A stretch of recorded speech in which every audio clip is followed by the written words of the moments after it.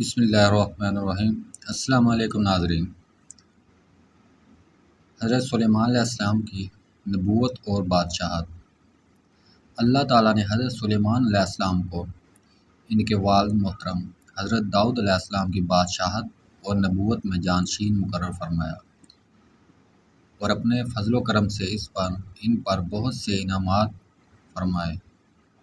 اللہ تعالیٰ نے حضرت سلیمان علیہ السلام کو پرندوں کی بولیاں بھی سکھا دی۔ فرمان الہی ہے، اور بلا شبہ ہم نے داؤد اور سلیمان علیہ السلام کو علم عطا کیا، اور ان دونوں نے کہا تمام تعریفیں اللہ ہی کے لیے ہے جس نے ہمیں اپنے بہت سے مومن بندوں پر فضیلت عطا فرمائی۔ سلیمان علیہ السلام داؤد علیہ السلام کے وارث ہوئے۔ انہوں نے کہا، اے لوگو، ہمیں پرندوں کی بولی کا علم دیا گیا ہے اور ہمیں دنیا کی ہر چیز میں سے کچھ حصہ دیا گیا ہے۔ بلا شبہ اللہ کا واضح فضل ہے۔ حضرت سلیمان علیہ السلام کی بے مثال حکومت۔ حضرت سلیمان علیہ السلام نے اللہ تعالیٰ سے یہ دعا مانگی کہ اے اللہ، مجھے ایسی بے مثال بادشاہت عطا فرما جو آپ نے کسی کو بھی عطا نہ کی ہو۔ اللہ تعالیٰ نے حضرت سلیمان علیہ السلام کی دعا قبول فرمائی اور آپ علیہ السلام کو بے مثال بادشاہت عطا فرمائی۔ اللہ تعالیٰ نے حضرت سلیمان علیہ السلام کو صرف انسانوں ہی نہیں بلکہ جنات، درندوں، چرند، پرند اور اپنی دیگر مخلوق بھی عطا فرمائی۔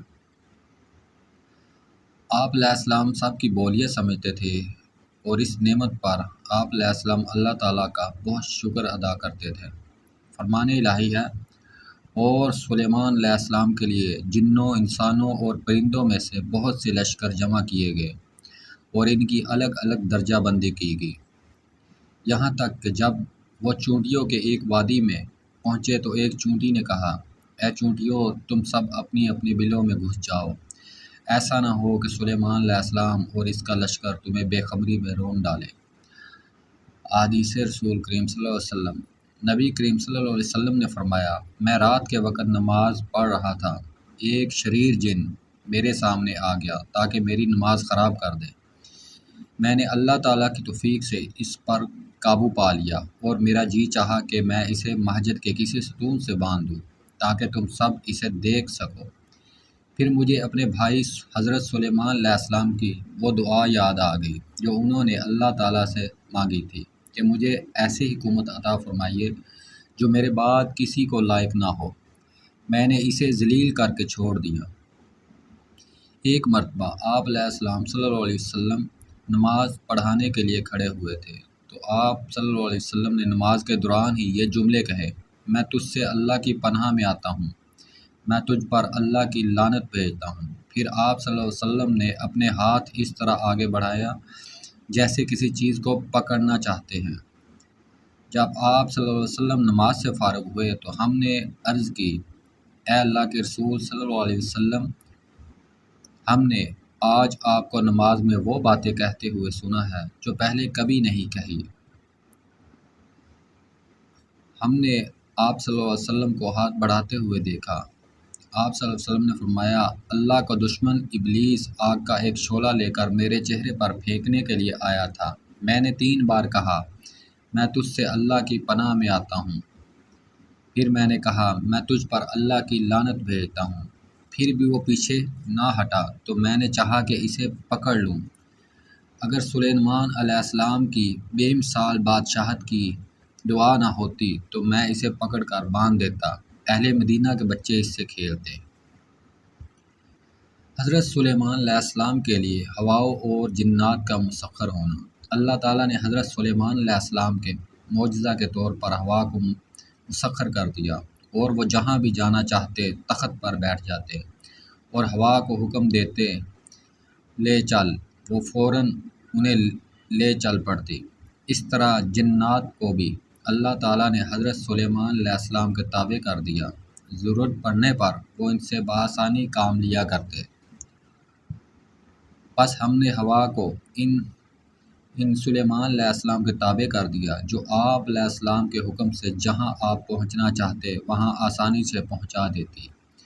طاقتور جنات کو بھی ان کا تابع بنا دیا، جو عمارت بنانے والے اور دریا میں غوطہ لگانے والے تھے، دوسرے سرکش اور کافر جنات کو بھی جو زنجیروں میں جگڑے رہتے تھے۔ اللہ تعالیٰ نے انہیں کہا، یہ ہمارا عطیہ ہے، آپ چاہے تو دوسروں پر احسان کیجیے یا نہ کیجیے، آپ سے کوئی حساب بھی نہیں ہوگا۔ بے شک ان کے لیے ہمارے پاس بڑا تقریب اور بہتر ٹھکانہ جنت ہے۔ حضرت سلیمان علیہ السلام کا جہاد۔ حضرت سلیمان علیہ السلام اللہ تعالیٰ کے کلمہ کو بلند کرنے کے لیے جہاد کیا کرتے تھے۔ ایک مرتبہ حضرت سلیمان علیہ السلام کے سامنے عمدہ جنگی گھوڑوں کی نمائش کی گئی۔ آپ علیہ السلام نے ان گھوڑوں کو اپنے رب کی راہ میں جہاد کی خاطر بڑا پسند کیا۔ جب وہ گھوڑے دوڑتے ہوئے آپ علیہ السلام کی آنکھوں سے اوجھل ہو گئے تو آپ علیہ السلام نے انہیں دوبارہ واپس لانے کا حکم دیا۔ جب تمام گھوڑے واپس آ گئے تو عذرا محبت آپ علیہ السلام ان کی پنڈلیوں اور گردنوں پر اپنے ہاتھ پھیرنے لگے، یہاں تک کہ نماز عصر کا وقت ہو جاتا ہے۔ پھر خیال آیا کہ نماز عصر قضا ہو رہی ہے تو فوراً اللہ تعالیٰ کی طرف متوجہ ہو گئے۔ فرمان الہی ہے، اور ہم نے داؤد علیہ السلام کو سلیمان بیٹا عطا کیا، جو بڑا نیک بندہ، اپنے رب کی طرف بے حد رجوع کرنے والا تھا۔ جب شام کے وقت ان کے سامنے عمدہ نسل کے تیز رفتار گھوڑے پیش کیے گئے تو انہوں سلیمان علیہ السلام نے کہا، میں نے اپنے رب کے ذکر پر مال کی محبت کو ترجیح دی، یہاں تک کہ وہ سورج چھپ گیا۔ انہوں نے حکم دیا کہ ان گھوڑوں کو دوبارہ میرے پاس لاؤ، پس وہ ان کی پنڈلیوں اور گردنوں پر ہاتھ پھیرنے لگے۔ دوستو، اگلی قسط میں حضرت سلیمان علیہ السلام کا اور ملکہ بلقیس کا قصہ سنایا جائے گا۔ شکریہ۔